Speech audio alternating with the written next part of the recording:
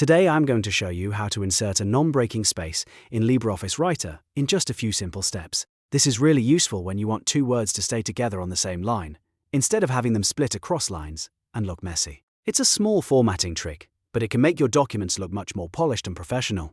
If this tutorial helps, make sure to hit the like button and subscribe for more quick LibreOffice tips and software tutorials.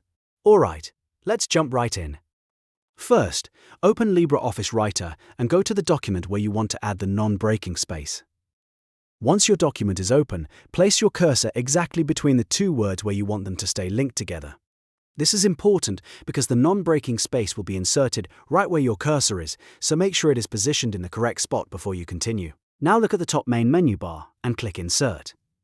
This menu contains a lot of useful options for adding different elements into your document. After clicking Insert, move your mouse over Formatting mark. When you hover over it, a side menu will appear with additional spacing and formatting options. From that side pop-up menu, select Non-Breaking Space. As soon as you click it, LibreOffice Writer will insert the special space at your cursor position.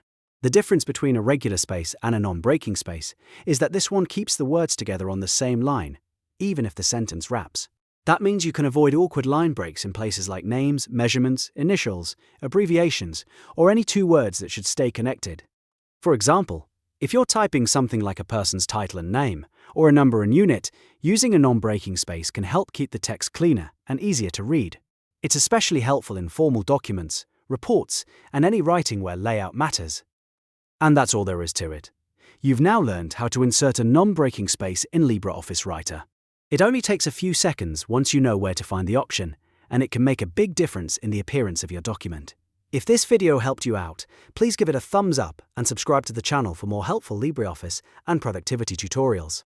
Thanks for watching, and I'll see you in the next one.